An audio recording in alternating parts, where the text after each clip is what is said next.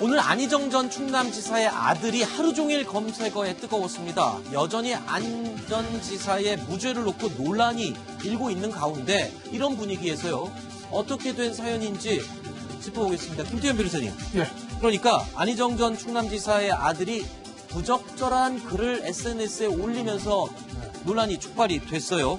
예, 그러니까 본인은 인스타그램에 본인의 아버지인 안희정 전 지사가 무죄 받은 날 상쾌라고 적었습니다. 상쾌. 네. 그리고 이런 글 내용을 제가 말씀을 드리면 사람은 잘못한 만큼 벌을 받아야 한다. 네. 거짓 위에 서서 누굴 설득할 수 있을까? 아하. 무슨 의미인지 딱 들어오시죠? 그렇죠. 무슨 의도로 썼는지. 이렇게 썼다가 이제 비판이니까 비공개로 전환을 했다는데 계정을. 네. 아들이기 때문에 아버지가 무죄 받았으니까 아들 입장에서는 기분 당연히 좋겠죠. 뭐 그건 이해합니다, 인간적으로. 그런데 그 안희정 지사의 판결을 선고문에 잘 읽어보시면 저도 법리적으로는 무죄가 맞다고 봐요. 네. 법원에 정확히 판단한 걸 저는 보는데 증거가 불충분해서 유죄를 근데 판단하지 못했다는 것이죠. 어쨌든 네.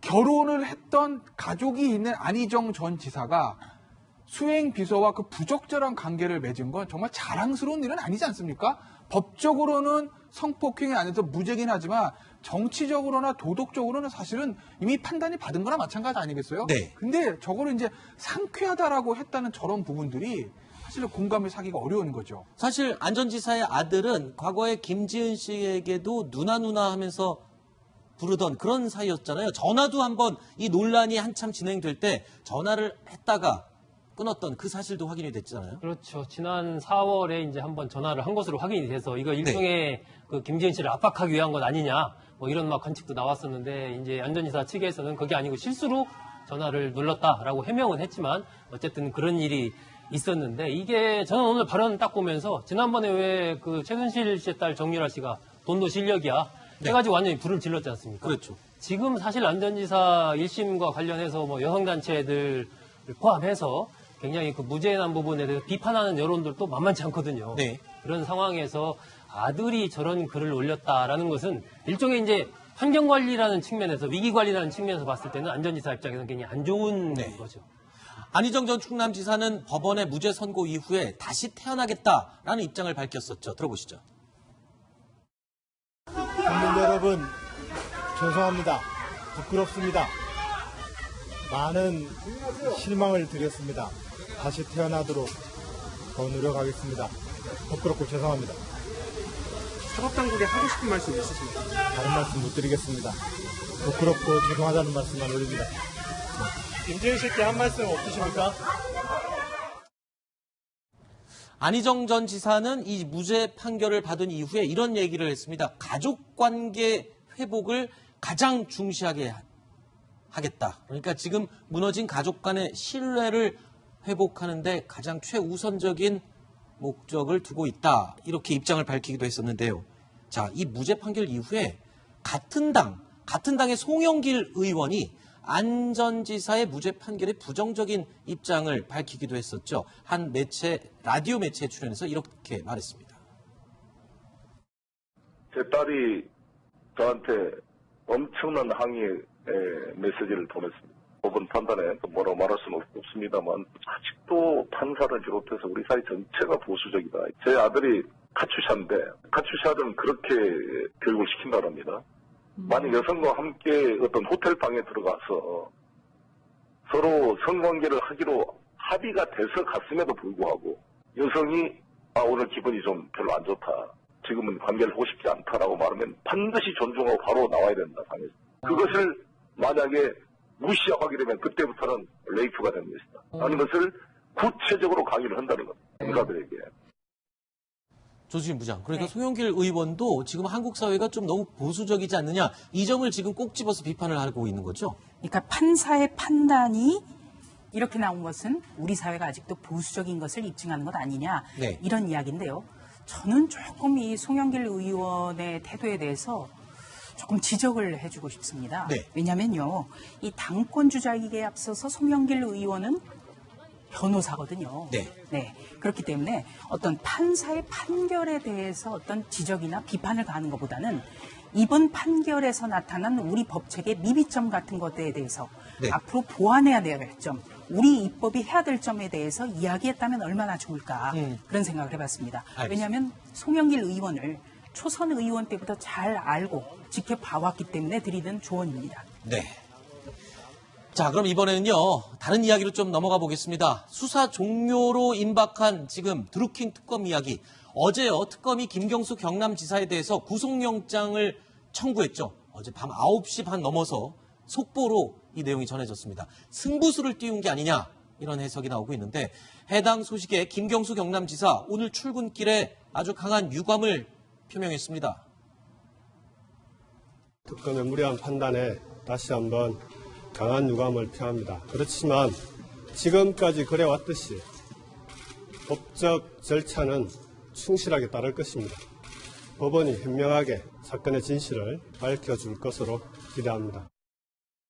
이재명 차장, 이번에 특검의 이 영장 청구는 굉장히 중요한 시점이에요. 왜냐하면 만약에 영장이 기각이 돼버리면 50일 동안 그러면 특검은 도대체 뭘 한 거냐라는 욕을 먹을 수밖에 없고, 만약에 영장이 발부가 되면 지금 김경수 지사는 정치적으로 굉장히 타격을 입게 되는, 둘 중에 어느 한쪽이 지금 타격을 입을 수밖에 없는 상황이잖아요. 그렇습니다. 특검이 어떻게 보면 성패가 이번 이제 구속영장 청구권에 달려있다 이렇게 볼 수 있겠죠. 네. 지금 50일 동안 수사해서 결국은 김경수 이제 지사를 영장을 치는 데까지 와 있는 상황입니다. 구속영장을 어젯밤에 치면서 업무 방해 혐의를 적용했습니다. 네. 다시 얘기해서 드루킹, 그러니까 그 경공모 회원들과 함께 여론 댓글 조작을 통해서 여론 조작을 시도했다 이렇게 본 거죠. 이건 무슨 얘기냐면 결국은 킹클랩이라고 하는 댓글 네. 조작 프로그램을 실질적으로 시작하기 전에 이미 김경수 지사한테 보고를 했고 네. 여기에서 승인이 있었다 이렇게 특검은 보고 있는 겁니다. 그래서 이 부분에 대해서 만약에 인정이 되느냐 인정이 되지 않느냐에 따라서 특검의 어떤 무슨 수사의 방향 자체가 이제 확연히 달라지는 그런 네. 국면에 와 있습니다. 그렇군요. 자, 일단 이 킹크랩 시연을 알고 있었냐, 그리고 승인을 했느냐 여부, 이 부분이 이번에 밝혀지느냐에 따라서 어느 한쪽은 굉장히 곤란해지는 상황이 됩니다. 자, 좀 더 자세한 내용의 특검보의 목소리를 한번 들어보겠습니다. 중요 혐의가 빠진 구체적인 이유가 있나요? 공선법이나 정답법? 그거는 제가 말씀드리기 어렵고요. 대변인 통해서 확인하시죠. 댓글 조작만으로도 결국 자신해서 그것만 나오신 건가요? 코멘트. 공범인 드루킹 일당이랑 그 기간이 좀 다르잖아요. 오늘은 너무 많이 올라갔네요. 지난해나 지난해 범위까지 기소를 추가하기로. 아니요, 그거는 제가 말씀드리기 곤란하고요. 아직은 대변인 통해서 나중에 확인하시죠. 조수진 부장, 네. 지금 이게 특검 수사가 기간이 60일이에요. 이제 네. 9일밖에 남지 않았는데 한 번 더 연장을 할 수는 있는 거죠? 그렇습니다. 한 번 더 연장, 그러니까 30일 동안의 수사를 연장하기 위해서는 문재인 대통령에게 연장 요청을 하고 대통령이 승인을 해야 연장할 수가 있습니다. 네. 그렇기 때문에 이번에 구속영장이 발부가 된다면 특검에서는 아마도 수사 기간을 연장해달라고 요청을 할 겁니다. 네. 그래야만 영장에 이번에는 적시하지 않았던 지방선거에 있어서의 공직선거법 위반 혐의, 네. 그러니까 어떤 지원을 받는 대가로 어떤 일본 총영사 자리를 제안했지 않느냐. 네. 이 부분도 수사가 이루어질 가능성이 높고요.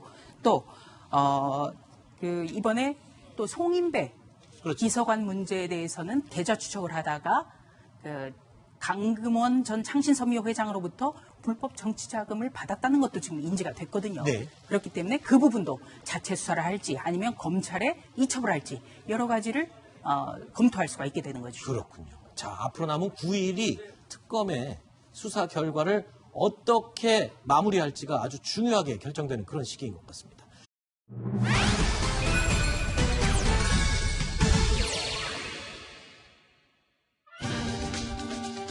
그동안 국민들의 지탄을 받아왔던 국회 특수활동비. 최근 연이은 논란 끝에 오늘 국회가 그 개선안을 발표했습니다. 먼저 유인태 국회 사무총장의 발언 들어보시죠.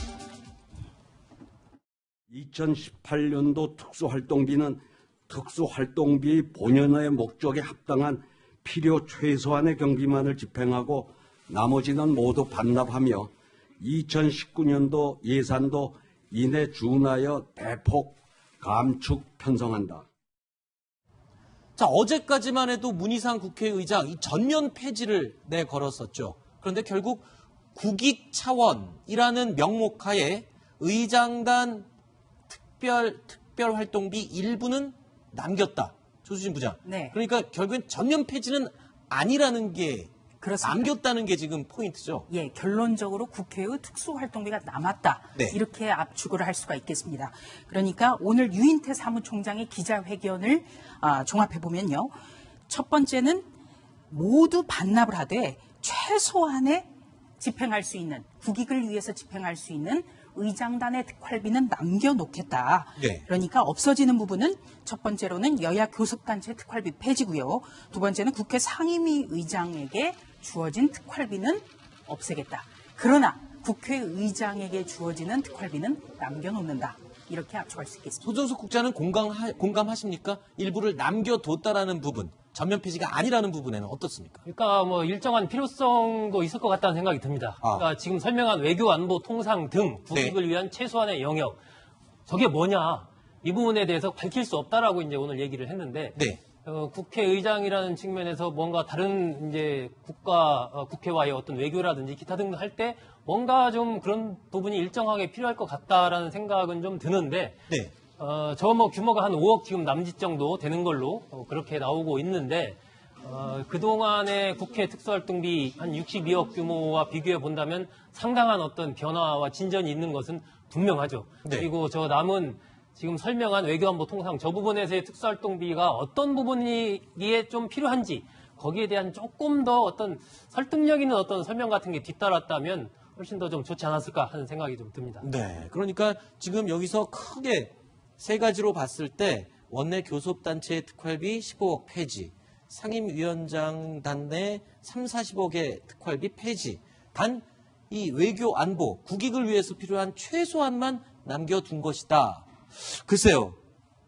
자, 그러면은 어찌됐든 간에 최소한의 비용만 남겨둔 것이면 어떻게 됩니까? 이 62억 원의 특활비 쓰임 변화가 이제 확 오는 건 맞는 거 아닙니까? 그렇죠. 62억을 이제 상하반기로 나누면 이제 네. 하반기에는 31억이 남는 거죠. 그 중에 지금 얘기하신 것처럼 원내대표, 교섭단체 원내대표들의 특별활동비 그리고 상임위원들을 다 빼고 나면 이제 한 10억 정도 남고 그 중에 7, 80을 반납하고 남으면 이제 방금 얘기하신 것처럼 한 5억에서 5, 6억 정도 남을 것 같은데 아까 얘기한 것처럼 과연 그러면 국회의장단의 외교안보 활동이라는 게 과연 뭔지 국민들은 좀 궁금하겠죠. 네. 왜냐하면 이제 이게 특활비라는 게 업무 취미와 다르게 꼬리표가 남지 않는 거 아니겠습니까? 네. 그렇다 그러면 뭔가 국익을 위해서 국민에게 공개할 수 없지만 만나는 뭔가가 있어야 되는 건데 만나거나 활용하는 비용이 네. 또 국회가 과연 그런 활동을 하고 있나?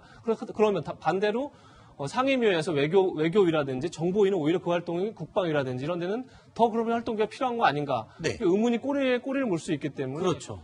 국회의장단에서 먼저 그렇다면 우리가 쓰임새가 어디다라는 것을 물론 아주 구체적으로 얘기할 수 없겠지만 간략하게 얘기하는 것이 네. 국민에 대한 도리가 아닌가 싶습니다. 자, 뭐 글쎄요. 좀 제가 한 발 물러나서 국민들 입장에서 한 발 좀 양보해서 7, 80%는 국고에 반납을 하니까 이 정도면은 좀 봐줘도 되는 거 아닌가? 이렇게 볼 수 있을까요? 김태현 변호사? 좀 보는 시각으로 좀 다를 수는 있는데 네. 저는 불가피하게 사용되는 측면이 있다고 봐요. 아, 그래요? 왜냐하면 사실은 국회의장이라는 사람이 우리나라 서열 넘버 2입니다. 네. 대통령 다음에 실 의전 서열로 보면 국회의장이거든요. 뭐 국무총리가 아니라. 그럼 사실은 국회의장도 사실 어떻게 보면 의원 외교의 제일 수장이기 때문에 외국에서 이제 외교 활동을 하다가 보면 알게 모르게 쓰이는 돈이 있을 거예요. 네. 대통령도 그런 데 쓰라고 특수활동가 있는 거 아니겠어요? 네. 사실은 그래서 이제 대부분은 걸 없애고 일부만 좀 남겨둔 거기 때문에 네. 이건 국회의장단에서 예를 들면 저 돈을 갖다가 뭐 개인적으로 쌈짓돈을 쓴다든지 아니면 뭐 친한 의원들과 나눠준다든지 이렇게는 절대 안 할 거니까 그걸 좀 믿고 이번에는 아마 이 정도에서 조금 우리가 만족을 하고 그다음에 차츰 개선하는 방법을 좀 찾아나가는 게 어떨까 저는 개인적으로 그렇게 봅니다. 자, 오늘 오후에 유인태 사무총장의 이 발표 이전에 오전에는요, 문희상 국회의장도 특활비 폐지 방침을 다시 한번 밝히기도 했었죠. 그 내용 잠깐 들어보시죠. 가만히 가자 떨어지더라고 막 위원장 대신 뒤에 그냥 원하는 사람 뭐 폐기가 좋은 것더라고 그런 뭐 특수활동비를 안 쓰시겠다고 다 했다고 신문에 다 나니까 뭐 다른 방법이 없어요. 이런 경우에 그냥 낙적 엎드려서 국민께서 따르는 거 이상 나는 상수는 없다고 생각하고 조수진 부장, 네. 저 말이요. 잘 뒤집어서 생각을 해보면 조금 약간 꺼리껴지는 부분이 있습니다. 그러니까 국민에게 납작 엎드려서 따라야 된다까지는 좋습니다. 네. 그런데 신문과 언론에 보도됐으니까 어쩔 수 없이 따라야 된다. 번복할 수 없다. 그렇죠. 없게 됐다. 이런 말로 풀이가 되는데요. 이번 주 월요일 날 특활비 폐지라고 했을 때 네. 정치부 기자를 경험했거나 현직 정치부 기자라면 특수활동비 전체가 폐지되는 것 아닌가 이렇게 당연히 관심을 가질 수 온 있거든요. 국민이 그렇게 생각했었죠. 그렇습니다. 그때. 그런데 알고 보니까 교섭단체 몫의 특수활동비만 사라진다. 네. 이렇게 돼서 논란을 낳았고요. 또 원내대표 몫만 없애고 상임위원장 몫은 남겨놓는다 해서 또 논란이 됐습니다. 네. 그래서 계속해서 비판을 받았다가 결과적으로는 국회의장단의 특수활동비만 남겨놓고 네. 폐지하게 되는 이런 상황이 벌어졌기 때문에 문희상 국회의장으로서도 굉장히 좀 당혹스럽고 뭐 여러 가지 그 착잡한 생각은 들 수 있겠습니다만 언론을 비판하는 식의 저런 태도는 문 의장답지 않다고 생각합니다. 네. 예.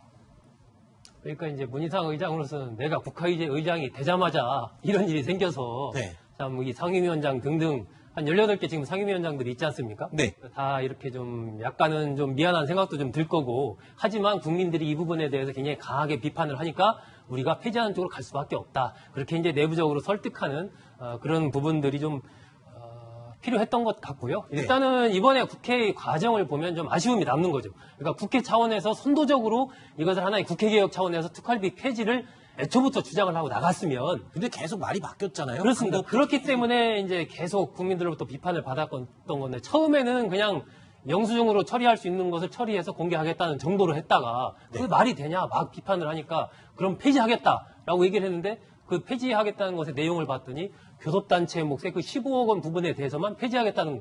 네. 그럼 거기에 대해서 또 막 이제 굉장히 강하게 비판이 일어나고 또 완전 폐지하겠다 그러면서 또 꼭 필요한 부분은 남겨놓고 폐지를 하겠다. 그렇죠. 이제 그런 식으로 계속 이렇게 후퇴를 하다 보니까 결국은 오늘 같은 조치를 예를 들어서 처음부터 국회가 딱 내놨다면은 굉장히 어떻게 보면 박수를 받았을 텐데 밀리고 하다가 이렇게 오니까 지금 이 상황에 대해서도 뭐 찬반이 또 엇갈리는 그런. 뭔가 안 뺏기려고 계속 버티다가 조금씩 야금야금씩 뜯겨나간 그런 분위기가 돼버렸죠.